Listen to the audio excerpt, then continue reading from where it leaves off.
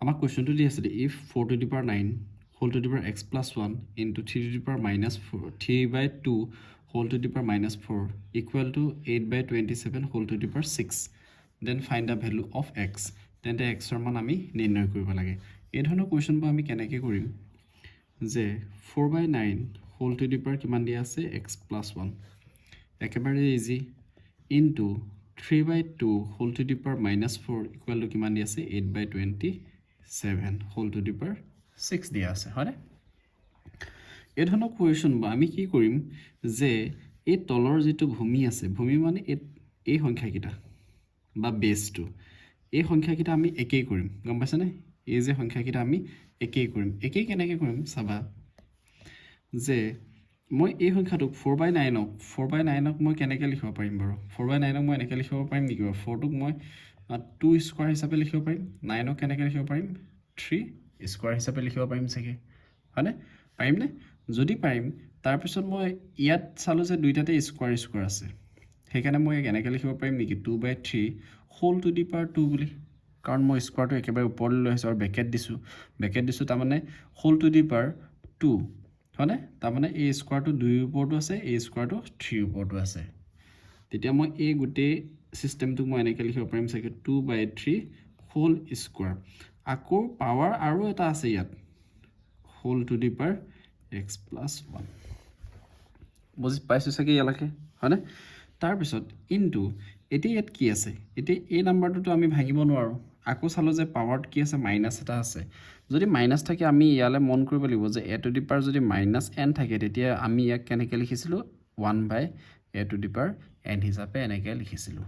হয়নে ঠিক তেনেকৈ এই গোটেই নাম্বাৰটো কিমান আছে 3/2 হোল টু দি পাৱাৰ -4 আছে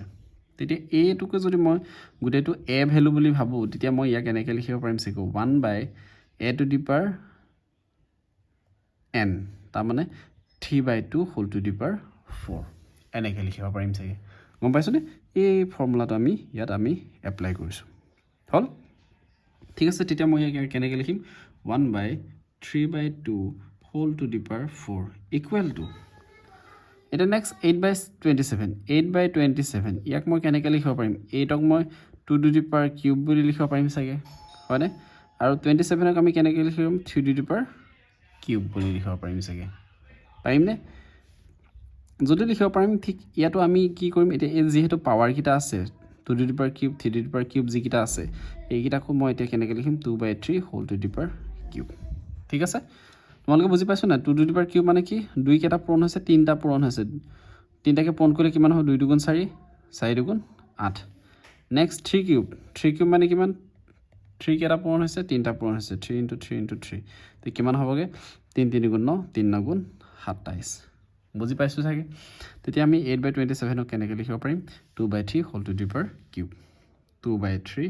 whole to the power cube আকৌ ওপৰত পাৱাৰ 6 এটা আছে দেখিছানে হেকানে হোল টু দি পাৱাৰ 6 বেলেগে বুজি পাইছো চাগে এটো 2 মাৰ্কছৰ কোৱেশ্চন হেকানে আমি বহুত বেছি লেংদিকে নকৰো বা বহুত বেছি দীঘলকে আমি নকৰো এতিয়া চোৱা ইয়াতো পাৱাৰ 2 হৈছে আকৌ ব্ৰেকেটৰ বাহিৰতে আকৌ x + 1 হৈ আছে হয়নে এতিয়া আমি এটো কি কৰিম যে আমি এটা ফৰ্মুলা পাইছিলো কি ফৰ্মুলা পাইছিলো যে a two the power m যদি হয় হোল টু দি পাৱাৰ যদি n যদি হয় তেতিয়া কি কৰিছিলো ওপৰৰ সংখ্যাকিটা আমি মাল্টিপ্লাই কৰি দিছিলো a two the power m * n এনেকৈ কৰিছিলো হয়নে মানে পূৰণ কৰি দিছিলো তে ঠিক তেনেকৈ ইয়াতো আমি কিটা কৰিব লাগিব 2 * x + 1 কৰিব লাগিব 2/3 whole to the power 2 * x + 1 ঠিক আছে ইনটু কি কৰিব লাগিব এতিয়া ইয়াতো 1/, তাৰ মানে 3 টু দি পাৱাৰ 4 হৈ আছে ইয়াত আৰু 2 টু দি পাৱাৰ 4 হৈছে মই ভাঙি দিছো গম পাইছানে পাৱাৰটো সবতে ভৰাই দিছো 4 টু 3 টু আহি গৈছে এবাৰ 4 টু 2 টু আহি গৈছে এবাৰ ইকুৱেল টু এটো ঠিক হেতু কাৰবাৰ কৰিমগে মাল্টিপ্লাই কৰিব লাগিব 2/3 into whole to the power 3 6 * 18 3 6 = 18 ইয়ালৈকে বুজি পাইছো চাগে হয়নে এতিয়া 2 এ ইয়াতে আমি যেতিয়া মাল্টিপ্লাই কৰি দিম এতিয়া 2 এ যেতিয়া আমি ইয়াত মাল্টিপ্লাই কৰি দিম দেখিবলৈ কেনেকুৱা হৈ যাব 2/3 whole to the power twice x plus 2 বুজি পাইছনে 2 * x twice x 2 * 1 2 ইনটু এইটো চব তলত যিটো নাম্বাৰ থাকে এইটো এই নাম্বাৰটো একেবাৰে ক'ত যাব ওপৰলৈ গুচি যাব ঠিক আছে ওপৰলৈ গ'লে কেনেকুৱা হ'ব 2 to the power 4 by 3 to the power 4 এনেকুৱা হৈ যাব হয়নে তাৰপিছত ইকুৱেল টু ইয়াত কি হৈছে 2/3 হোল টু দি পাৱাৰ 18 ঠিক আছে বুজি পাইছো নে ইয়ালৈকে তাৰপিছত ইয়াৰ পিছৰখিনি আমি এইফালে কৰিমগৈ এতিয়া 2/3 whole to the power 26 plus 2 into 2 to the power 4 into 3 to the power 4 হয়নে 4 4 দুইটাতে আছে সেইকাৰণে মই কি কৰিম এটাই লিখিম 4 which is equal to 2/3 whole to the power 18 এতিয়া চোৱা ইয়াত তলত থকা বেছ কিটা সবৰে একেই 2/3 ইয়াতো আছে 2/3 ইয়াতো আছে এটো 2/3 ইয়াত আছে এতিয়া আমি এটা কথা জানো যে কি জানো a to the power m into a to the power n যদি হয় তেতিয়া কি হয় বেছ কিটা যদি একে হয় উপৰ পাৱাৰ কিটা আমি যোগফল হিচাপে লিখিব পাৰো হয়নে ইয়াতো সেই একেটাই কৰিম ইয়াত যেহেতু মাল্টিপ্লাই হৈ আছে মাজত পূৰণ চিন থাকিব লাগিব তে কি লিখিম 2/3 whole to the power 26 plus 2 plus 4 মানে এই পাৱাৰ কিটা কি হ'ব দুইটাই প্লাছ হৈ যাব equal to 2/3 whole to the power 18 হয়নে 2/3 এইকেইটাতে প্লাছ কৰিম 26 প্লাছ 2 প্লাছ 4 মানে কিমান হ'ব 6 equal to 2/3 whole to the power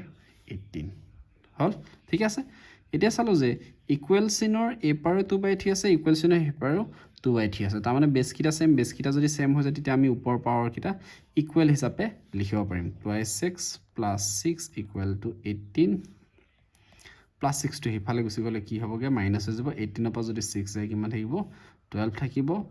x into 2 টো ইয়াত পূৰণ হৈছে হিফালে গ'লে হৰণ হৈ যাব 2 এ যদি হৰণ কৰি দিও কিমান পাম x ৰ ভ্যালু আমি 6 পামগে আমাৰ এইটোৱে শুদ্ধ উত্তৰ যদি কিবা বুজি নোপোৱা তেতিয়া মোক কমেন্ট কৰি জনাবলৈ নাপাহৰিবা ঠিক আছে